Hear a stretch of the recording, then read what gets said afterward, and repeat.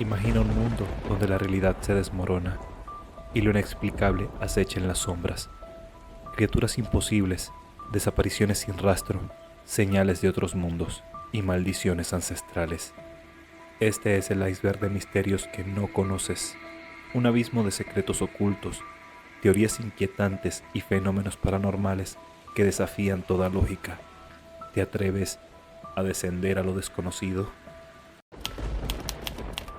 En lo profundo de la Europa medieval, más allá de los castillos ennegrecidos por el paso del tiempo y las aldeas sombrías, existía una mansión que pocos se atrevían a mencionar, la mansión de la Condesa Sanguina. Una mujer de belleza inquietante y carácter temido, era conocida tanto por su crueldad como por los oscuros secretos que albergaba. Pero, entre todos los misterios que rodeaban a esta mujer, había uno que sobresalía: su espejo, un objeto que se decía estaba maldito y poseía el poder de arrastrar a quienes lo miraban hacia un abismo de locura y desesperación. La condesa Elizabeth Bathory, conocida por su sed de sangre y su obsesión por la juventud eterna, fue la figura central de este relato. Durante años, la leyenda de sus crímenes horrorizó a Europa. Se decía que ella y sus sirvientes cazaban jóvenes doncellas para bañarse en su sangre, creyendo que esta práctica frenaría el inexorable avance de la vejez. Sin embargo, su mayor secreto, uno que ni siquiera los más cercanos a ella conocían, residía en un espejo antiguo que había heredado de su madre, una pieza que había llegado a ser conocida como el espejo maldito de la Condesa Sanguina. Este espejo, de marco dorado, adornado con intrincados detalles en forma de dragones y serpientes, había sido fabricado por un misterioso artesano del este, cuyas habilidades, se decía, iban más allá de lo terrenal. En el reflejo del espejo, los objetos no solo se veían reflejados, sino que también se desvelaba lo que estaba oculto en el corazón de las personas que lo observaban. Aquellos que miraban fijamente al espejo no solo veían su imagen, sino también sus más profundos miedos, sus deseos y secretos más oscuros. La condesa, al principio, lo consideraba una maravilla de la ingeniería humana, una herramienta para examinar la psicología de quienes la rodeaban y así utilizarlos a su favor. Pero pronto se dio cuenta de que el espejo era mucho más que un simple objeto. Parecía tener una vida propia. La primera vez que la condesa se vio realmente afectada por el espejo fue durante una noche de tormenta, cuando una extraña sensación de inquietud la invadió mientras se encontraba frente a él. Al mirarse, vio algo que nunca imaginó. En su reflejo, su rostro comenzaba a desfigurarse, sus ojos se volvían oscuros como pozos sin fondo, y su piel se arrugaba, mostrando la verdadera edad que sus poderes de sangre trataban de ocultar. No solo se trataba de una visión pasajera, sino que, al parecer, su reflejo comenzaba a moverse por su cuenta, como si la estuviera observando desde otro mundo. El espejo maldito, según los rumores, no solo mostraba el alma de quien lo miraba, sino que también tenía la capacidad de alterar la percepción del tiempo.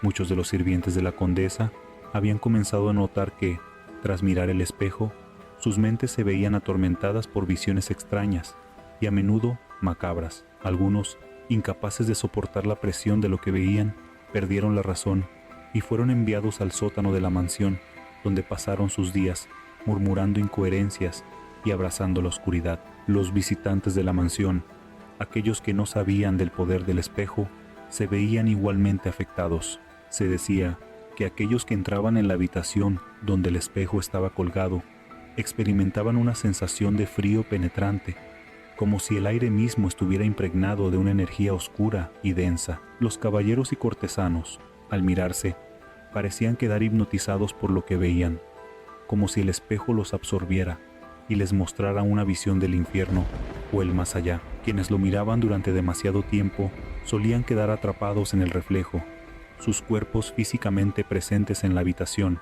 pero sus mentes llevadas a un lugar donde todo parecía desmoronarse. El espejo no solo revelaba los miedos y deseos ocultos de los humanos, también se decía que poseía una conexión con el inframundo.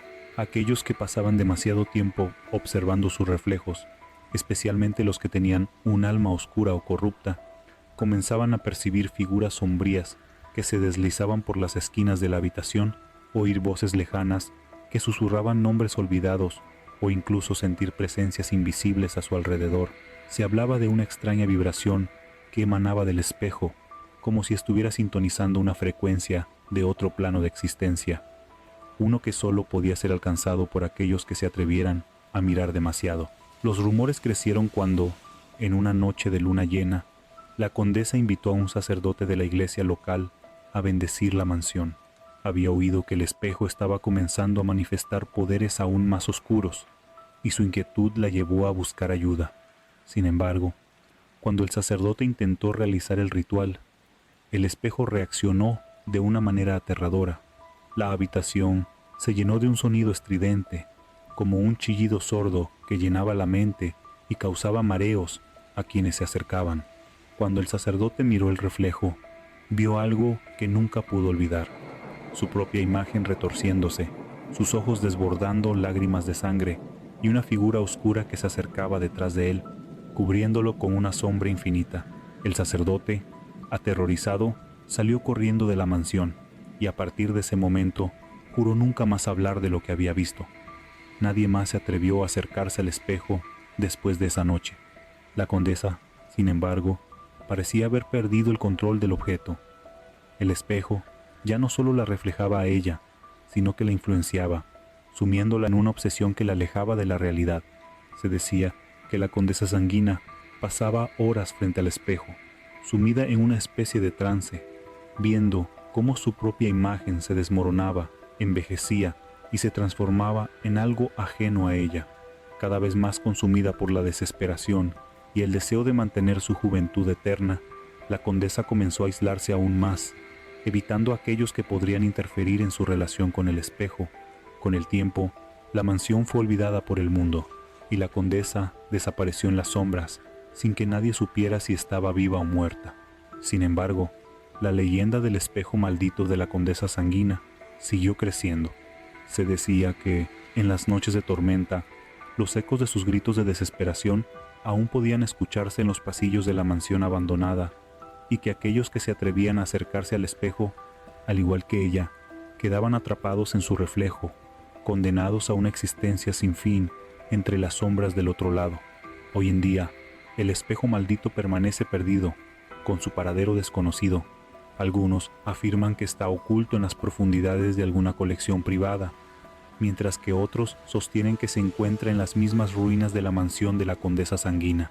Aquellos que buscan el espejo, o que se atreven a hablar de él, terminan siendo consumidos por el misterio de su poder, atrapados en un ciclo interminable de deseo, miedo y locura.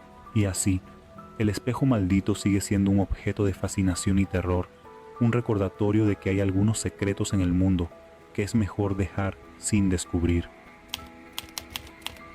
Al sur de Inglaterra, oculto entre los árboles de un bosque frondoso, se encuentra Ash Manor, una antigua mansión de piedra que ha estado en pie durante más de 300 años. En sus muros se esconden secretos tan oscuros y perturbadores que la historia oficial se ha esforzado por borrarlos de la memoria colectiva. Pero lo que sucedió entre sus paredes, a principios del siglo XX, ha dejado una marca imborrable en la historia de los experimentos humanos.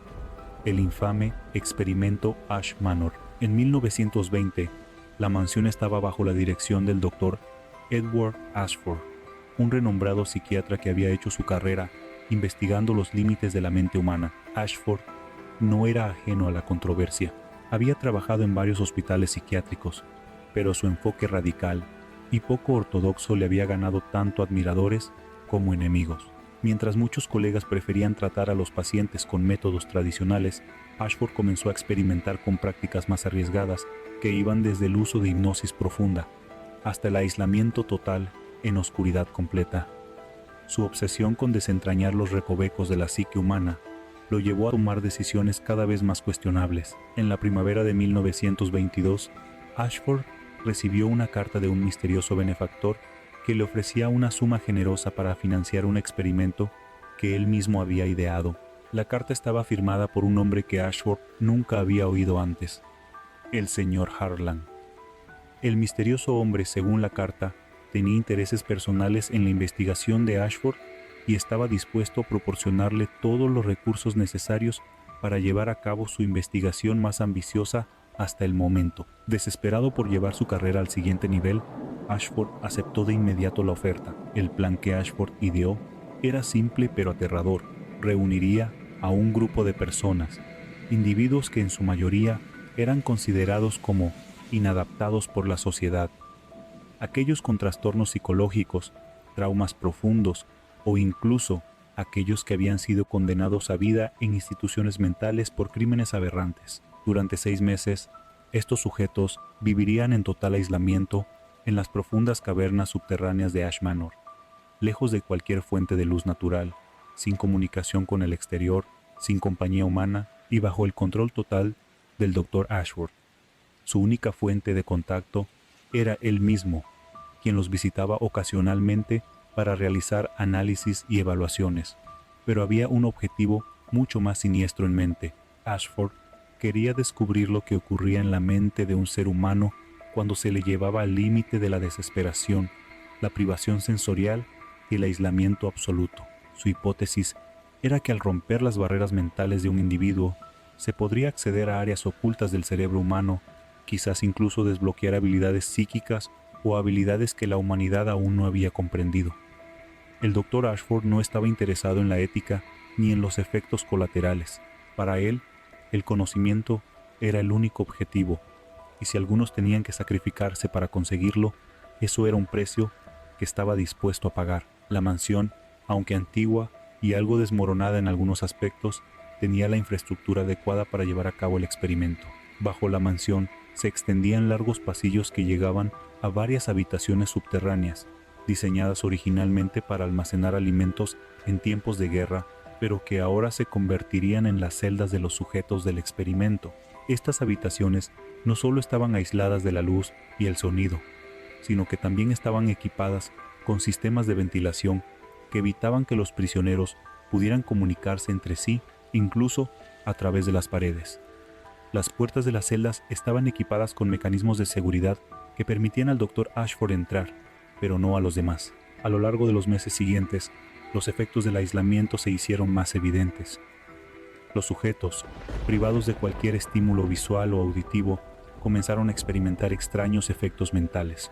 Algunos comenzaron a escuchar sus propios pensamientos, mientras que otros afirmaban escuchar voces que les hablaban en idiomas desconocidos. Otros comenzaron a mostrar signos de agresividad extrema, mientras que unos pocos se hundieron en un estado catatónico, incapaces de realizar cualquier tipo de actividad física o mental. Sin embargo, lo que Ashford no esperaba era que los experimentos comenzaran a tomar un giro mucho más oscuro. Durante la segunda fase del experimento, un grupo de los sujetos comenzó a reportar visiones extrañas, visiones de figuras sombrías que se deslizaban por los pasillos oscuros de las celdas. Algunos dijeron haber visto una figura humana alta y delgada, con ojos brillantes, que parecía acecharlos en los rincones oscuros de la prisión. Pero lo más inquietante era que estos sujetos no solo hablaban de estas visiones, sino que afirmaban haber interactuado con ellas, e incluso algunos aseguraban haber hecho tratos con esas figuras. En algunos casos, los pacientes empezaron a dibujar símbolos extraños en las paredes, símbolos que no pertenecían a ningún lenguaje conocido. A medida que los días pasaban, los informes de sucesos extraños comenzaron a multiplicarse. Las celdas que estaban bajo la vigilancia constante del Dr. Ashford se volvieron cada vez más inquietantes. Las luces parpadeaban sin razón aparente, los ruidos extraños se escuchaban en las paredes, y algunos sujetos, aquellos que se consideraban más resistentes, comenzaron a hablar sobre el lugar, un espacio entre el mundo de los vivos y los muertos, que según ellos, les había sido mostrado por las entidades con las que habían hecho contacto. En una noche particularmente oscura, el Dr. Ashford, quien había estado observando desde una cámara de seguridad en el piso superior, notó que una de las celdas estaba vacía. El sujeto que había sido asignado a esa celda, un hombre de mediana edad con un historial de comportamiento extremadamente errático, había desaparecido sin dejar rastro. La celda estaba cerrada con llave, y las cámaras no mostraban indicios de que alguien hubiera entrado o salido.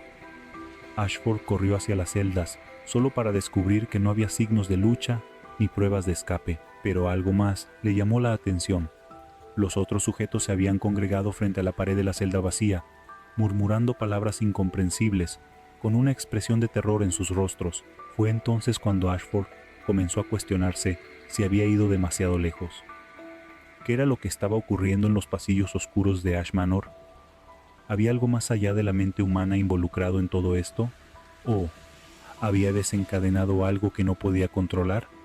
Las voces, los símbolos, las figuras, todo parecía apuntar a que el experimento había abierto una puerta hacia algo que no debía ser despertado. El 24 de octubre de 1923, la mansión de Ash Manor fue cerrada abruptamente. No se sabe con certeza qué sucedió esa noche, pero las autoridades encontraron la mansión vacía, con las celdas desordenadas, las cámaras rotas y el rastro de un caos inexplicable.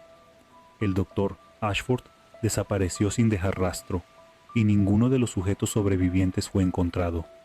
Desde entonces, la mansión permanece deshabitada, con su historia enterrada en los archivos de la oscuridad.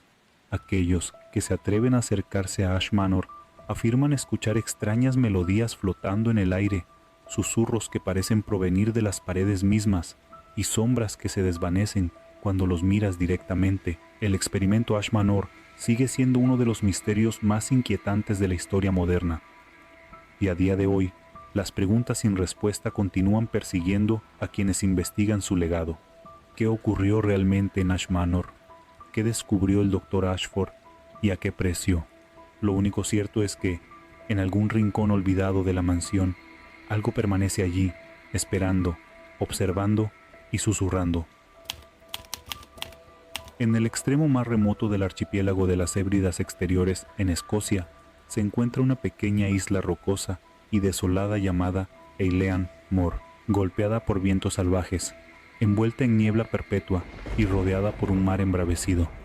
Esta isla ha sido testigo de uno de los misterios más inquietantes del siglo XX, la desaparición de 3 fareros en circunstancias tan inexplicables que hasta el día de hoy no existe una versión definitiva de lo que ocurrió. Un faro erigido para guiar barcos en noches oscuras se convirtió, por ironía del destino, en el epicentro de un abismo de preguntas, susurros ancestrales y teorías que rozan lo sobrenatural. Corría el 15 de diciembre de 1900 cuando un barco de suministro llamado Hesperus se retrasó en su viaje habitual a Eilean Mor debido a las malas condiciones climáticas. Durante días, el mar se mostró especialmente violento, como si la misma naturaleza deseara mantener la isla aislada del resto del mundo. Cuando finalmente el barco logró acercarse a la costa el 26 de diciembre, su capitán, James Harvey, notó de inmediato que algo no iba bien. El faro, que debía brillar como una lanza de luz en la noche, estaba completamente apagado.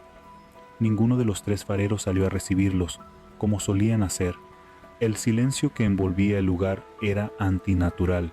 Había algo ausente, como si la isla hubiese sido despojada de toda presencia humana. El encargado del faro, Thomas Marshall, junto a James Ducat y Donald MacArthur, eran hombres curtidos, conocidos por su responsabilidad y temple ante cualquier inclemencia. La posibilidad de que hubiesen abandonado su puesto sin razón era impensable. Sin embargo, cuando uno de los marineros desembarcó y llegó a la puerta principal, la encontró cerrada con llave desde dentro. En el interior, los relojes estaban detenidos, la mesa aún tenía comida preparada y una silla había caído de lado, como si alguien se hubiese levantado bruscamente. Pero lo más inquietante era que 2 de los impermeables colgaban en su sitio y el tercero había desaparecido. La búsqueda por la isla fue infructuosa. No había señales de lucha, ni cuerpos, ni pertenencias fuera de lugar. Lo único que llamaba la atención era la barandilla rota en uno de los acantilados, como si alguien hubiese sido arrastrado por una fuerza descomunal hacia el mar. En el registro del faro, Marshall había escrito entradas extrañas. Una tormenta de gran intensidad que no había sido detectada en otras áreas de Escocia. Ducat, muy callado, y MacArthur llorando. Algo inaudito para un hombre conocido por su carácter indomable. Lo más desconcertante fue la última anotación. La tormenta ha terminado, pero Dios ya no está con nosotros. ¿Qué clase de tormenta era esa, que solo se manifestó sobre una isla en medio del Atlántico Norte? Y más importante aún, ¿qué había sucedido realmente en esas horas finales? Las autoridades dictaminaron que los hombres probablemente fueron arrastrados por una ola gigante mientras intentaban asegurar algún equipo. Pero esa explicación nunca convenció del todo, porque uno de ellos, al menos, no se quedó dentro para reportar la situación, porque el faro estaba cerrado por dentro, se habían salido los tres, y por qué una de las chaquetas impermeables permanecía colgada, si las condiciones eran tan infernales como para arrastrarlos al mar. Pronto comenzaron a surgir teorías. Algunos afirmaban que los hombres habían sido víctimas de una antigua maldición vikinga. Eilean Mor, cuyo nombre significa Gran Isla en gaélico, albergaba antiguas ruinas y círculos de piedra, posiblemente lugares de culto pagano. Hay quien asegura que los fareros, al explorar más allá del faro, despertaron fuerzas que debieron haber permanecido enterradas. Otros susurran que la isla no es un lugar, sino una frontera, un punto de delgadez entre este mundo y otro más oscuro, donde el tiempo se disuelve y la cordura se quiebra. Una historia aún más siniestra apunta a la figura de Donald MacArthur. Algunos documentos antiguos sugieren que había sido un hombre violento, con un temperamento impredecible, y si fue él quien cayó en un ataque de locura, atacó a sus compañeros y después se arrojó al mar. Pero esta teoría tampoco encaja del todo. No había sangre, ni señales de lucha, ni cuerpos. En años posteriores, marineros que pasaban cerca del faro aseguraron ver sombras moviéndose por dentro, a pesar de que el edificio se encontraba vacío. Algunos afirman haber escuchado voces llamándolos por su nombre desde la costa, en un dialecto antiguo que nadie reconoce. Hay incluso quienes han fotografiado el faro en la distancia y juran que tres figuras oscuras pueden distinguirse en la torre, observando, esperando. Y luego está el relato de un técnico que trabajó en la automatización del faro en la década de 1970. Durante su primera noche en Eilean Mor, aseguró haber escuchado golpes secos en la puerta, siempre a la misma hora, las 2:17 AM. Al abrirla, no había nadie. El viento se había detenido y justo antes de cerrarla, escuchó una voz detrás de él susurrar: «Todavía estamos aquí». Para algunos, la respuesta está en el mar. Dicen que hay algo vivo en esas aguas, no una criatura física, sino una conciencia, un eco que se arrastra por las corrientes, susurrando secretos olvidados, atrayendo a los solitarios, a los vulnerables. Quizás los fareros no murieron, tal vez fueron reclamados. Hoy, el faro sigue en pie, silencioso, imperturbable. Una máquina automatizada sustituye lo que antes requería 3 hombres y una voluntad inquebrantable. Pero la isla no ha cambiado, sigue envuelta en esa niebla densa, bajo un cielo que parece más bajo que en el resto del mundo, con el rumor constante del mar golpeando la roca como si quisiera entrar. Quienes se acercan demasiado sienten algo, un cambio de presión en el aire, una electricidad en la piel, un susurro que nadie más parece oír. Quizás los 3 hombres siguen allí, atrapados entre el mundo de los vivos y lo que sea que exista al otro lado. Quizás el faro, más que una guía, sea un sello. Y la noche en que se apagó fue la noche en que algo logró escapar. Así que si alguna vez navegas por las costas del oeste de Escocia y ves una luz apagada donde debería brillar, recuerda a Thomas Marshall, James Ducat y Donald MacArthur, los hombres que desaparecieron sin dejar rastro, devorados por un misterio más antiguo que el mar mismo. Y no mires demasiado tiempo al faro, porque tal vez alguien te esté mirando desde dentro.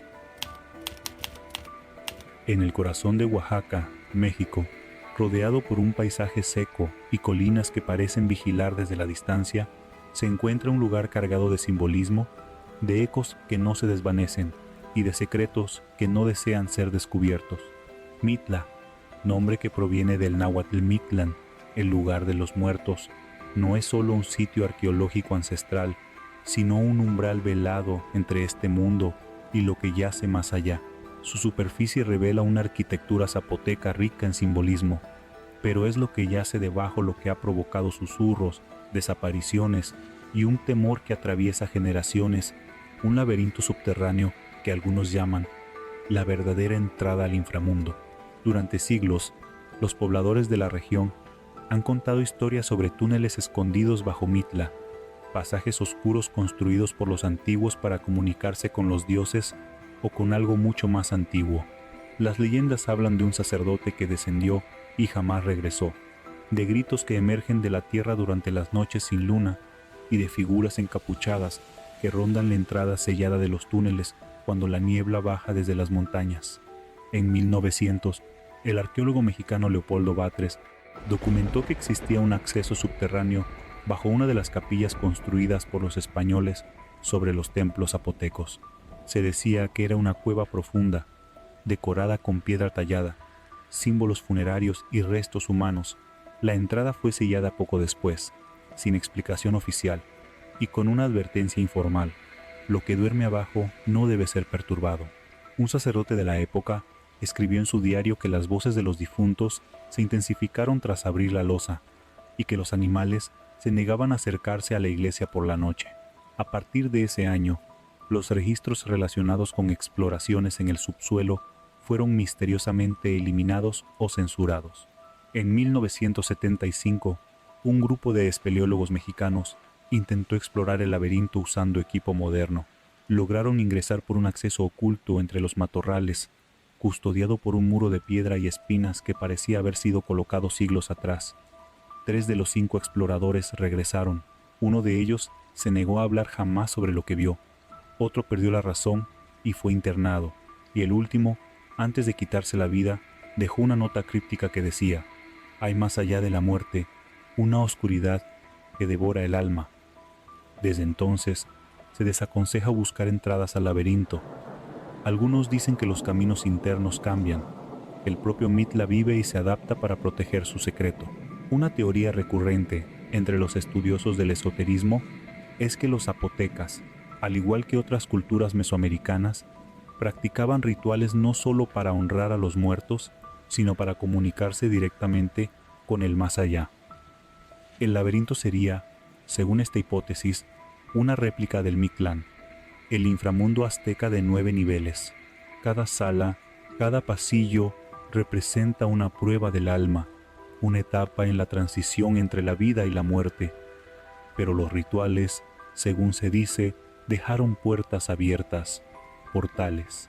Durante la década de los 80, un investigador alemán llamado Hans Greiber visitó Oaxaca fascinado por los relatos de Mitla. En una entrevista nunca publicada, pero rescatada de cintas grabadas por su asistente, Greiber hablaba de haber tenido acceso a una entrada secreta revelada por un anciano zapoteco.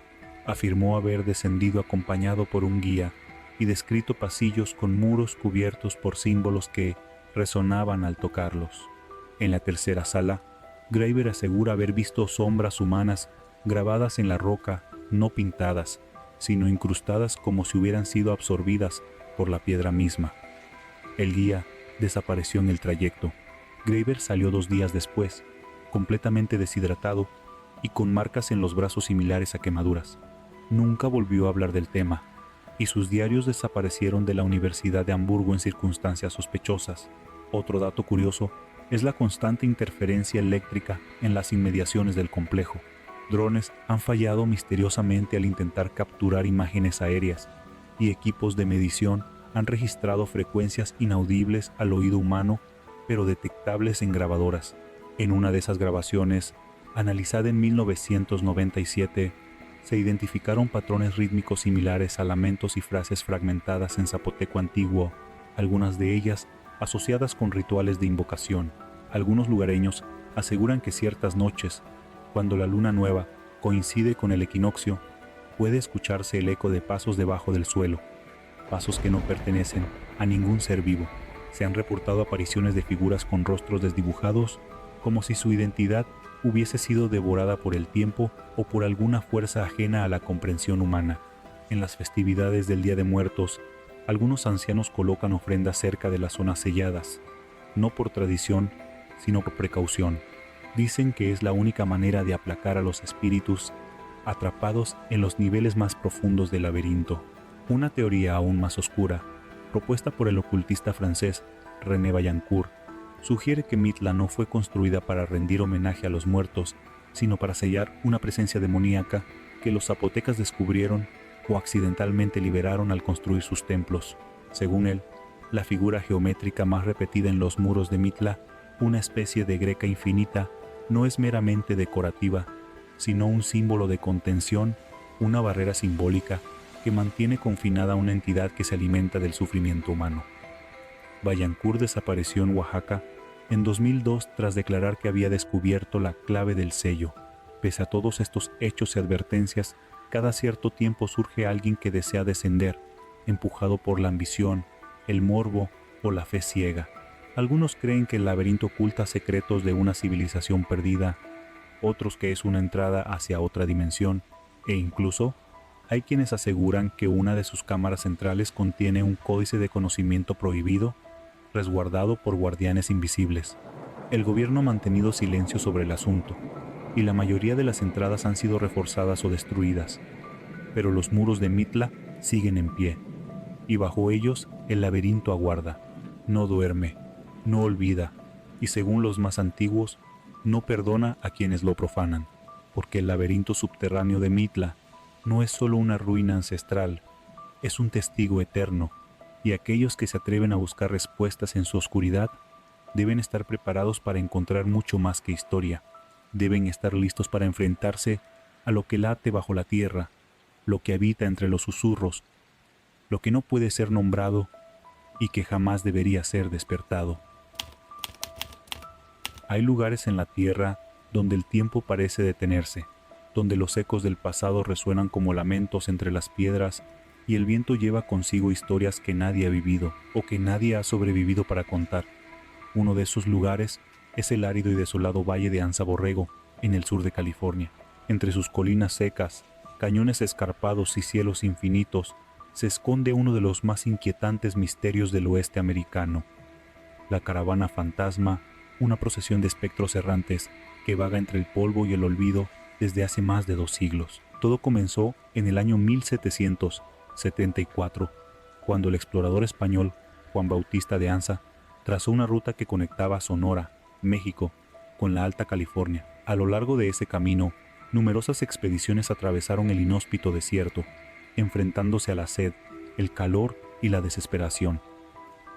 Una de esas caravanas, sin embargo, jamás llegó a su destino. Se trataba de una caravana de más de 20 personas, entre ellas soldados, colonos y guías nativos, que transportaban un cargamento desconocido pero supuestamente valioso. Algunos hablaban de oro saqueado, otros de artefactos religiosos prohibidos, y unos pocos incluso murmuraban sobre reliquias herejes confiscadas por la Santa Inquisición. La caravana fue vista por última vez adentrándose en la zona que hoy se conoce como el Valle de Borrego.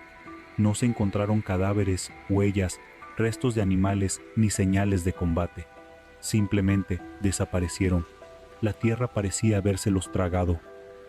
Desde entonces comenzaron los rumores. Cazadores y comerciantes afirmaban haber visto, en las noches sin luna, una procesión de figuras marchando lentamente por el desierto, cubiertas con túnicas harapientas, arrastrando carretas desvencijadas y montando caballos cuyos ojos brillaban como brasas. Los animales huían al sentir su presencia, los relojes se detenían y el aire se volvía tan denso que respirar dolía. En 1870, el explorador Charles Knowlton, un topógrafo obsesionado con los mitos del oeste, se adentró en el valle con la intención de comprobar la veracidad de las leyendas. Llevaba un diario. En sus primeras entradas describe el paisaje y sus sensaciones, pero después de su 4.º día en la zona, su escritura cambia. Las frases se vuelven erráticas, desordenadas. Los vi, los escucho cada noche. Sus pasos no dejan huellas, me llaman por mi nombre. Fue encontrado semanas después, desnudo, balbuceando en español antiguo, con símbolos religiosos tallados en la piel con una piedra afilada. Las autoridades locales archivaron el caso como delirio inducido por deshidratación severa, pero su diario fue escondido en los archivos del condado de San Diego hasta que una copia filtrada llegó a manos del antropólogo Dr. Elías Montalvo en 1993. Montalvo, especialista en folclore de la frontera, afirmó que muchas de las frases escritas por Knowlton coincidían palabra por palabra con antiguos cantos prohibidos utilizados por sectas coloniales del siglo XVIII. Montalvo creía que la caravana fantasma no era un simple grupo de viajeros desaparecidos, sino los restos de un culto condenado, uno que se habría adentrado en el desierto no para cruzarlo, sino para invocar algo que no debía ser traído a este mundo. Y entonces está la evidencia más espeluznante de todas. Las grabaciones de frecuencia captadas por un grupo de radioaficionados en el año 2001. Estos exploradores electrónicos, intentando captar señales de estaciones remotas, grabaron un patrón de interferencia extrañamente rítmico. Al acelerar la señal, revelaron una voz profunda que repetía en latín una frase: ad tenebras nos duc, condúcenos a las tinieblas. Lo más perturbador es que la señal parecía originarse desde el centro mismo del valle, desde un punto donde no había torres, instalaciones eléctricas ni vida humana. Años más tarde, en 2017, un equipo de documentalistas mexicanos y estadounidenses intentó recrear la ruta de la caravana desaparecida con cámaras térmicas, sensores de movimiento y tecnología de rastreo por satélite. Nunca publicaron el material. 3 miembros del equipo abandonaron el proyecto tras afirmar que algo les seguía en la noche. Uno de ellos, Diego L., fue hallado en su casa semanas después, sin signos de violencia, pero con una expresión de terror absoluto, congelada en el rostro. Las grabaciones recuperadas de su cámara personal mostraban figuras borrosas en movimiento, carretas flotando sobre la tierra y una sombra de proporciones no humanas desplazándose entre las rocas. Los chamanes de la región, descendientes de los antiguos Cahuilla, aseguran que el Valle de Anza Borrego es un umbral, no un simple lugar maldito, sino un portal entre realidades. Según ellos, quienes entran con la intención de descubrir terminan siendo descubiertos. Y la caravana no son almas en pena, sino heraldos de algo que aún no ha cruzado por completo, un ser o entidad que necesita testigos para manifestarse. Para los chamanes, cada nuevo testigo es un faro encendido en el velo entre mundos. Se han reportado avistamientos hasta el día de hoy. Senderistas que aseguran haber escuchado cánticos en la madrugada, campistas que despiertan con símbolos grabados en sus tiendas o huellas humanas rodeando sus vehículos sin que nadie los haya tocado. Algunos incluso afirman haber sido seguidos por una figura encapuchada durante horas, una que desaparece si se la observa directamente, pero cuya presencia se siente, constante, como una presión invisible en el pecho. Los expertos siguen divididos. Para algunos, todo es un mito alimentado por supersticiones del desierto y fenómenos naturales mal interpretados. Para otros, hay elementos que simplemente no encajan con ninguna explicación racional. Y en medio de esa duda, el Valle de Anza Borrego sigue esperando, callado, inmóvil, como si supiera que su secreto está intacto. Y tal vez, cuando el momento sea el correcto, la caravana volverá a marchar, esta vez sin esconderse, porque no todos los fantasmas buscan descanso. Algunos caminan eternamente, no por penitencia, sino por mandato. En lo profundo de los bosques brumosos de Ontario, Canadá, yace un lago envuelto en un silencio espectral, Gloom Lake. Su superficie permanece quieta, inmóvil como un espejo oscuro, que refleja un cielo perpetuamente nublado. No hay senderos señalizados que conduzcan hasta allí. Solo quienes han oído el llamado o la melodía se atreven a buscarlo y muchos no regresan. Todo comenzó, al menos de forma documentada, en el otoño de 1913. Un músico itinerante llamado Elijah Griggs desapareció sin dejar rastro luego de comunicar a sus amigos que había oído la canción más hermosa jamás compuesta proveniente del bosque. Sus palabras exactas, extraídas de una carta que dejó sobre la mesa de una taberna, decían: «Si no regreso, sabed que fui seducido por notas que no son de este mundo». Nunca se volvió a saber de él. Días después, un grupo de búsqueda solo encontró su violín colgado de un árbol, con las cuerdas cortadas como si hubieran sido quemadas. Desde entonces, múltiples desapariciones se han registrado en las cercanías de Gloom Lake, casi siempre precedidas por reportes de una misteriosa música lejana, un canto hipnótico, sin instrumentos reconocibles, pero con una armonía que parecía invocar emociones primordiales, una mezcla entre nostalgia, desesperación y deseo. Quienes regresaban del bosque, los pocos que lo hacían, nunca volvían a ser los mismos. Sus testimonios eran vagos, entrecortados, como si sus mentes no pudieran procesar lo vivido. Algunos se suicidaron meses después, otros simplemente dejaron de hablar. Uno de los casos más inquietantes ocurrió en 1952, cuando el joven antropólogo Daniel Wexler lideró una expedición académica al área. Su investigación pretendía descartar los rumores como meras supersticiones rurales. Registró entrevistas con ancianos de comunidades cercanas que hablaban de las voces del lago y la melodía de la mujer ahogada. Wexler escribió en su diario: «No estoy seguro de lo que escuché esta noche. Fue como si el viento cantara, pero con intención, con dolor. No puedo explicar lo que sentí. Lloré y no sé por qué». Wexler desapareció la semana siguiente. Su equipo halló la tienda vacía, el diario parcialmente quemado y una partitura escrita con sangre, donde podía leerse una serie de notas repetidas en bucle.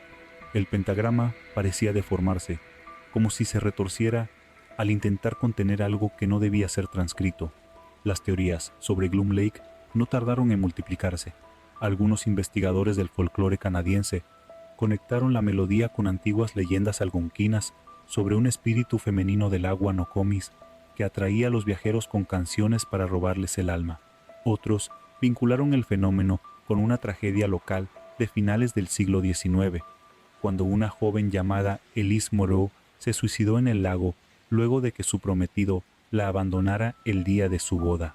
Según las versiones más oscuras, Elise practicaba una forma de espiritismo musical, una antigua tradición europea, importada por su abuela francesa, y habría invocado una entidad en sus últimos días, dejando grabadas las notas en un diario que desapareció junto con ella. En 1976, un equipo de científicos del Departamento de Acústica de la Universidad de Toronto intentó registrar sonidos en la zona con equipos de alta sensibilidad. Durante 3 noches, los micrófonos captaron ondas sonoras no clasificables entre las 3:30 y 3:03, 47 de la madrugada, todas con la misma frecuencia inicial, 444 Hz, una afinación antigua asociada a prácticas místicas. Lo perturbador fue que, al reproducir dichas grabaciones en laboratorio, varios estudiantes reportaron episodios de ansiedad, visiones fugaces de figuras femeninas flotando sobre el lago, y al menos uno sufrió convulsiones. La melodía no podía ser transcrita. Intentarlo, según afirmaron los musicólogos del proyecto, generaba una distorsión cognitiva. La música cambiaba en la mente de quien la escuchaba, adaptándose a sus emociones más profundas. Cada persona la oía diferente. Aún así, todos coincidían en algo. Escucharla era como abrir una puerta hacia algo que no debía ser liberado. En 1989, la periodista Irene Cross desapareció tras publicar una serie de artículos titulados La voz del lago. En ellos, sugería que la melodía estaba ligada a una entidad parasitaria, un demonio melódico que se alimentaba del sufrimiento humano. Su teoría, aunque descabellada, se basaba en patrones de desaparición que coincidían con ciclos lunares específicos. Irene fue vista por última vez caminando hacia el bosque con una grabadora en mano. La cinta fue encontrada meses después, enterrada en un tronco hueco. Solo contenía una frase repetida: «No cantes con ella, nunca cantes con ella». En tiempos recientes, Gloom Lake ha sido objeto de culto por parte de grupos esotéricos, músicos experimentales y entusiastas del ocultismo sonoro. Un colectivo llamado Aural Necrosis asegura haber grabado la melodía completa en un vinilo de 7 pulgadas que solo puede reproducirse una vez. Después de eso, el disco se destruye solo. Cuentan que quienes han oído la grabación entera caen en coma o simplemente dejan de respirar. No existen pruebas científicas concluyentes sobre la maldición de Gloom Lake, pero los patrones son innegables. Desapariciones, comportamientos erráticos, testimonios imposibles de comprobar, melodías que no deberían existir, y un lago que nunca muestra reflejo. Solo oscuridad. Las autoridades locales han evitado pronunciarse oficialmente, pero en documentos filtrados del Ministerio de Recursos Naturales se sugiere que el acceso a la zona ha sido restringido por anomalías atmosféricas no clasificadas desde 1997. Algunos creen que el lago es un vórtice, una abertura entre planos. Otros que es una prisión para una entidad que solo puede manifestarse a través de la música. Hoy, las leyendas de Gloom Lake siguen vivas. De vez en cuando, algún excursionista desaparece. Algún músico deja una nota críptica antes de desvanecerse. Algún loco jura haber oído a Elise cantando bajo el agua. ¿Y tú? Si algún día escuchas una melodía hermosa, triste e imposible, no la sigas, no la cantes, no respondas, porque tal vez, solo tal vez, es ella quien te llama desde el fondo, la mujer del lago, la melodía maldita. En lo más profundo de la sierra andaluza, entre las sombras de un pasado olvidado y las grietas de la tierra que aún respira, yace una mina cuya historia ha sido enterrada junto con los secretos que se niegan a morir. No hablamos de la célebre casa de las caras de Belmes, sino de un lugar aún más oculto, más enigmático y, según quienes se atreven a pronunciar su nombre en voz baja, mucho más oscuro. La mina de Belmes, perdida entre registros borrosos y rumores transmitidos al calor de la lumbre, es conocida por un fenómeno tan perturbador como fascinante. Los susurros que emergen de sus túneles abandonados. Todo comenzó a principios del siglo XX, cuando la mina funcionaba bajo control de una pequeña compañía minera local. Se extraía principalmente plomo y cobre, pero también se hablaba de vetas antiguas de mercurio y otros minerales de difícil clasificación. Trabajadores murmuraban que los metales parecían vivos, que las paredes palpitaban levemente cuando uno se quedaba lo bastante quieto. Y luego estaban los sonidos, voces sin dueño, lamentos sin eco, susurros que se arrastraban como humo entre los respiraderos subterráneos. Una leyenda cuenta que durante las excavaciones de 1918, los obreros toparon con una cámara sellada, de forma octogonal, tallada con símbolos que no pertenecían ni al cristianismo ni al folclore ibérico. Un capataz, un hombre de nombre Eusebio Rivas, fue el único que se atrevió a entrar. Salió temblando, con la piel tan pálida como la cal viva, y no volvió a pronunciar palabra alguna hasta su muerte, 3 semanas después. Sus últimos días los pasó escribiendo compulsivamente en un dialecto indescifrable, con caracteres que ningún lingüista ha podido catalogar hasta la fecha. Los susurros comenzaron poco después. Mineros comenzaron a reportar voces que los llamaban por su nombre desde la oscuridad. En algunos casos, esas voces imitaban las de sus seres queridos. Otros aseguraban haber escuchado coros completos, entonando cánticos que provocaban náuseas y un frío paralizante. Lo más desconcertante era que las voces no provenían de un punto específico, sino que parecían vibrar desde la misma roca. El sitio fue clausurado en 1923 tras una seguidilla de desapariciones. 3 hombres descendieron al nivel inferior y jamás regresaron. Cuando una brigada de rescate bajó en su búsqueda, solo encontraron los cascos de los desaparecidos, alineados con una precisión milimétrica sobre un altar improvisado con piedras negras. No había rastros de lucha ni sangre, solo una inscripción escrita con lo que parecía ser óxido o una sustancia más oscura, que decía: «No nos oyen, pero nosotros sí». Desde entonces, la mina fue olvidada, tragada por el polvo y la maleza, hasta que un grupo de investigadores del misterio la redescubrió en los años 70. Uno de ellos, el parapsicólogo Vicente Aranda, documentó una visita nocturna que realizó con su equipo. Grabaron horas de audio dentro de la mina y al reproducirlas, descubrieron voces superpuestas a sus propios diálogos. Frases como «están en la grieta» o «el ciclo aún no ha terminado» podían escucharse entre los silencios. Aranda desapareció 2 semanas después, en circunstancias igual de desconcertantes que las de los mineros. Su diario fue hallado abierto sobre su escritorio.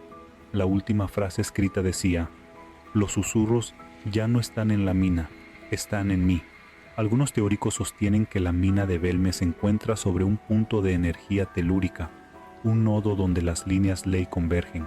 Otros aseguran que lo que se halló en esa cámara octogonal fue un relicario de origen no humano, posiblemente dejado por civilizaciones anteriores a la nuestra, o incluso por entidades extradimensionales. Los más oscuros creen que la mina es una prisión, no para el hombre, sino para una conciencia antigua que fue sellada allí hace siglos. En los últimos años, un fenómeno inquietante ha comenzado a crecer en la región. Vecinos del pueblo han comenzado a reportar voces nocturnas que los llaman desde el bosque cercano. Algunos afirman ver sombras que se arrastran por el suelo como si fueran humo sólido moviéndose en contra del viento. Lo más escalofriante es que niños pequeños, sin haber sido expuestos a estas historias, han comenzado a dibujar figuras con túneles oscuros y rostros deformes observando desde las paredes. Un sacerdote local, el padre Anselmo, intentó realizar una bendición en el área cercana a la entrada colapsada de la mina. A mitad de la oración, comenzó a sangrar por la nariz y los oídos, murmurando entre sollozos: «Están despiertos, están despiertos». Fue internado en un hospital psiquiátrico donde repite una y otra vez, en latín arcaico, la frase «non est vox hominum». Curiosamente, la mina nunca aparece en registros oficiales del Ministerio de Minería, como si hubiera sido borrada del mapa. Sin embargo, fotografías aéreas revelan una depresión circular en la tierra, como una herida en la piel del mundo, rodeada de árboles muertos y un silencio que parece absorber el sonido. Investigadores de lo paranormal, arqueólogos alternativos y ocultistas han acudido al lugar en secreto. Algunos regresan, cambiados, más callados, más pálidos. Otros nunca regresan.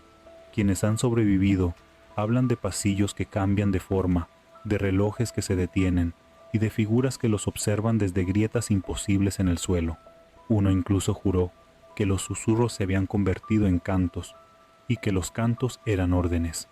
Es posible que una mina olvidada en Andalucía sea la entrada a algo más antiguo que la historia misma.